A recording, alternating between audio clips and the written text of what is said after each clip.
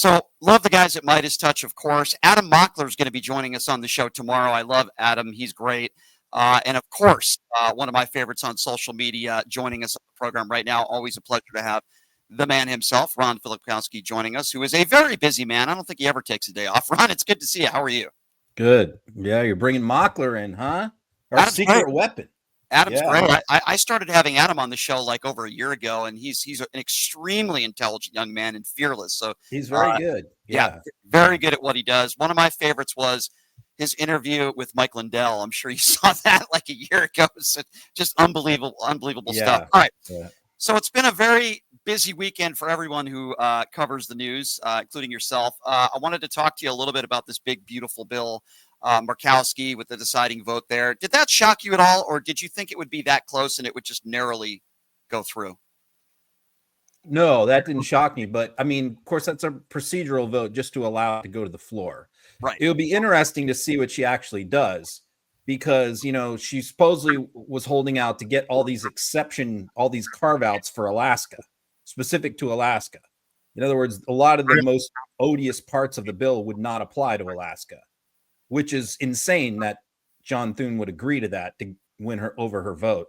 Mm-hmm. But then the parliamentarian promptly ruled that was violated the Senate rules. So those provisions that got her to vote to bring it to the floor are no longer in the bill. So we'll see if she votes for it. You know, there's also some other senators who said that they would vote to bring it to the floor, but not necessarily vote for it. We'll see. They always seem to find a way to come up with just enough. Just enough.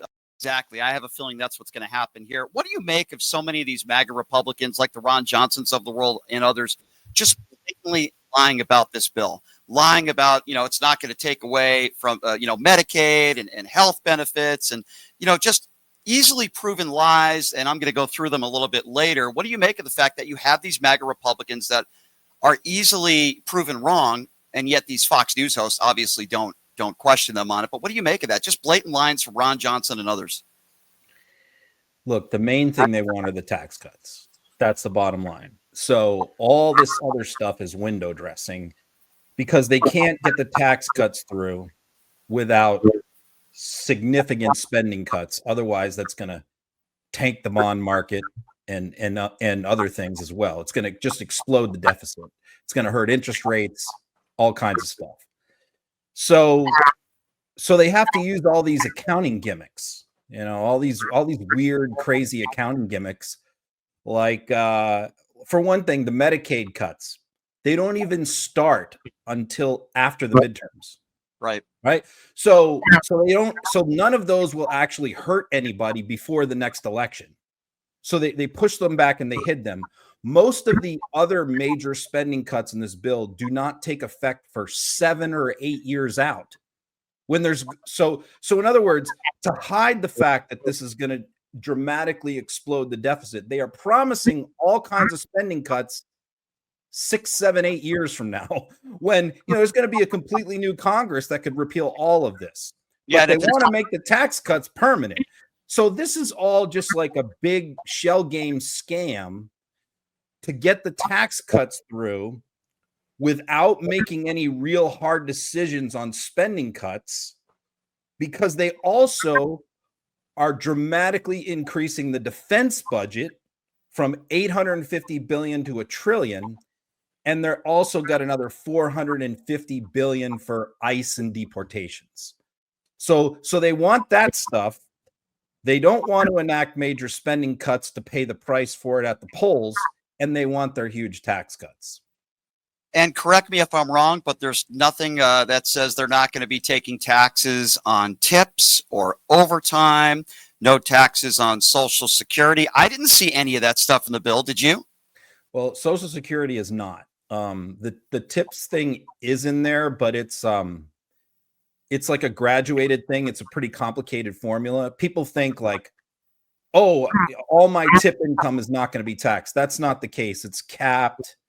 There's some, I don't know all the specific details, but it's not like a straight no tax on tips deal.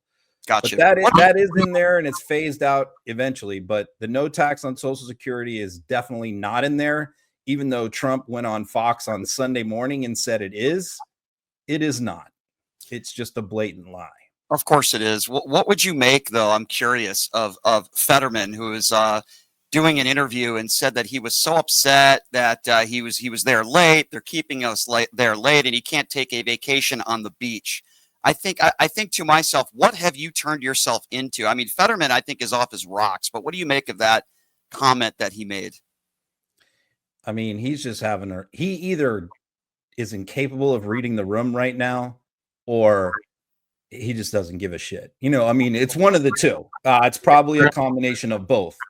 He has refused to do any town halls since he was elected. He will not meet with his constituents. His prospective primary opponent, Connor Lamb, the former congressman from Pennsylvania, who he beat in the Democratic primary, is basically already out there running. He's doing town halls in PA 3 years out because he knows that Fetterman is in big trouble when he tries to run again. So Fetterman doesn't do town halls, refuses to wear a suit, dresses like a slob, of course, right, which a lot of us could kind of like let go if he occasionally dressed appropriately and kind of did the right things. He misses committee hearings constantly. He misses votes constantly.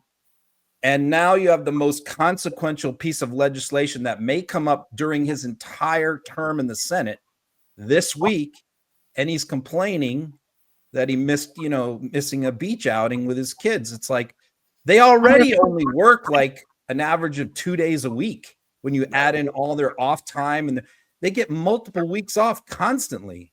Right. So, I mean, the idea that this is too much for him. I mean, I get what he's saying. Like, I'm just going to vote no on all these amendments. So why do I have to be here all day to do that? This is a big waste of time. Well, you know what? That's part of your job. You could be out there on a construction site somewhere, or you could be picking fruit. But, unfortunately, you have to hang around in the Senate and cast votes. Poor guy. Just pathetic. I'm really disappointed in him because there was a time where I really liked him and respected him. I've lost respect really fast. Here's the thing, by the way, a lot of Democrats fret about him switching parties.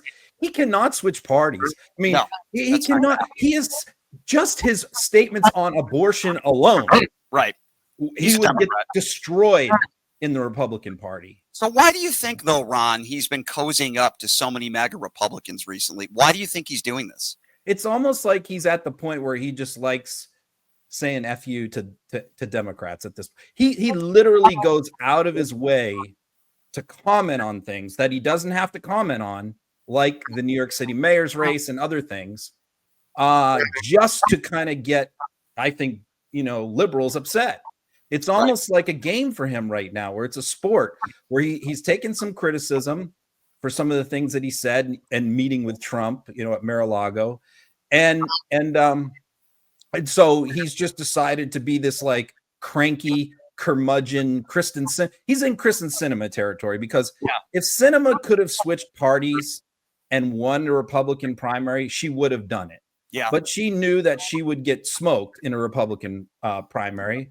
Yep. Fetterman, he's in the same boat. He knows he can't switch. He can't switch and survive because a MAGA will run against him and crush him. So that's his problem. He's sort of in this, at this point, though, he's kind of voted the right way 99% of the time, and he's voting the right way now. So it's kind of like it's a two-edged sword. It's like he says all the wrong things, but he's voting the right way. So yeah, no, that's true. He does, in my opinion, he votes the right way most of the time as well. If you're just joining us, he's Ron Filipkowski from Midas Touch. Ron, I want to talk to you about this mayoral race in New York. You've had people like Andy Ogles, who has been going after this candidate, saying that he should be deported. They're calling him everything from a Marxist to an anti-Semite. Now, listen, I don't think he's an anti-Semite. I don't always agree with some of the things he says, but I think of him like I think of AOC. I think they have some good ideas. I think some of their ideas are maybe a little bit extreme to the left. But what do you make of the attacks from the right on this guy? And some even calling for him to be deported. These are elected officials that are saying this. Yeah, look, obviously I'm a moderate Democrat, former Republican, so I do not agree with a lot of his economic statements on the economy, he sounds a little bit too much to me like, an Ivy League professor or something who's being put in charge of the financial capital of the world. And I have to say that it definitely makes me nervous. It makes me nervous that he has an ability to run the police department, the fire department, all of that stuff. It's my hope that he can rise to the occasion and, get it done and put aside some of the wilder things he said in the past, but I'm not so sure. But, that said, there's two things. Number one, as far as Democrats go, like every Democrat around the country is being asked about this guy. And there is absolutely no reason whatsoever for a Democrat to take a position on this race if they don't live in New York. I mean, the answer, why are you going to try and either defend this guy who's taken some pretty extreme positions on different things and put your reputation on the line defending a guy running for mayor? Do we ask anybody about who's running for the mayor of Des Moines, Iowa? No. I mean, it's like it's an East Coast bias thing here. Number one, I get it's the biggest city, but this is the trap. So to me, the smart answer is what several Democrats have given already, which is, I don't live in New York. I don't live in New York City. I don't know. I'm not really following that race. I mean, that's what I would say, because you also don't want to piss off the progressives in your own base who like the guy. So on the flip side, the Republican, they're just over the top. I mean, this guy is I haven't seen this level of like giddiness on the part of right-wing media, right-wing social influencers since maybe AOC first got elected, and used to say a little bit of, she's become much more moderate, but back then, she said a lot of wild stuff. So, they're just playing all these old clips. It's not round the clock. There's a lot of racism involved. There's a lot of stuff involved. As usual, we get some sound. We get some background sound there. I don't know. We heard something going on. I don't know what. Yes. As usual, their rhetoric is just way over the top, and they're going to go too far with it. Look, this guy is very charismatic. He's a good-looking guy. He speaks well. I pray that he could be, he could be a representative for progressives who have been criticized that progressives can't govern, like the old argument about Bernie Sanders. Mm-hmm. He could prove all of them wrong. But to do that, he's got to moderate some of his positions, his economic positions. Agree completely. I wanted to ask you quickly about TikTok. So we keep hearing that there are buyers out there and Donald Trump has buyers. And then I would imagine that the tariffs had something to do with a deal that was not done. What do you make about this and another 3-month extension? And, Donald Trump doesn't seem to think that these tariffs on China have anything to do with this. Yeah, this is a total fiasco. Yeah. I mean, he's just simply ignoring the law. The law was passed. It took effect January 20th, the day he took office. He was supposed to force the TikTok divestiture, and he refused. And so the law provided for a one 90-day extension that the president could give if there was an imminent deal. There was no imminent deal at that time, but he granted the extension because he just had dinner with the TikTok CEO the day before down at Mar-a-Lago. So he granted the 90-day extension. So what happens is they get to the end of that and they had buyers. They had a group of buyers, Americans, that were prepared to buy 50% of the company. It was a done deal. Everything looked good. And then Trump hits China with tariffs like a few days before that. Probably should have waited a couple days, because one of the first things China did is kill the sale of TikTok. I mean, they control the company. The company denies it, but of course China does. And so they just said, no, we're not allowing the sale to go through. So China is basically using this as leverage in trying to negotiate tariffs, which is, we're not going to allow this TikTok divestiture to go through until you get rid of the tariffs. So everything is in limbo. So when Trump says, we got some buyers, we're lining up some buyers. I mean, they've had buyers for like 4 months already. Mm-hmm. What he won't say is that I refuse to comply with the law because China is blocking the sale because of my tariffs. So this is all because of him. Everything is because of him. He won't enforce the law, and the divestiture won't happen because of him. He wants to be the hero, right? He wants to be the savior. Yet this is the same guy, as you know, Ron, years ago that was anti-TikTok. Now all of a sudden he's pro-TikTok. I have a place for them in my heart. They helped me win the election. Before He I was let you the first one to call for a TikTok ban. right, And then Tom Cotton was the one who sponsored the bill in the Senate. It right. was not Democrats who pushed for this. It was Republicans. Right. And it's easy how the entire party changes course almost in the snap of a finger from Sir Cheeto Jesus leader. It's absolutely crazy. Ron, you got a great Substack, my friend, growing every day, rightfully so. What do you got working on today? Yeah, all this budget stuff, especially the accounting gimmicks that they're pulling on this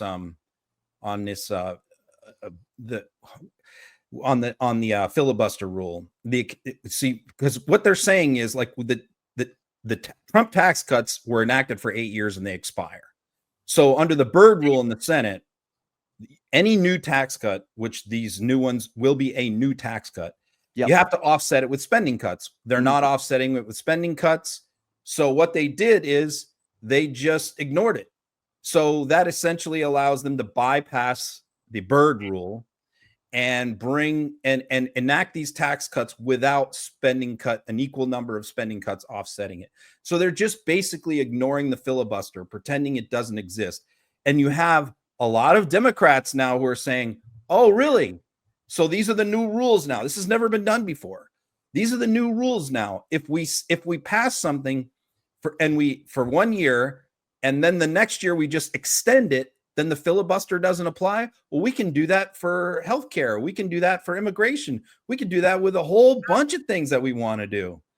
So, I mean, really, this could spell the end of the Senate filibuster as we know it, what Republicans are doing today. And that's sort of what I'm writing my article about, is explaining all of that. That's a good point. I can't wait to read that, Ron. And that very well could absolutely happen. The filibuster, as we know it, could be over. Keep up the great work, my friend at Midas Touch. We'll tell Adam tomorrow you said hello. And always appreciate it, Ron. You're the best, my friend. Have a good rest of your day, okay? Okay, we'll see you later. Appreciate it, Ron. Ron Filipkowski, everybody. One of the best in the business, as I say that every single time he joins us on the show.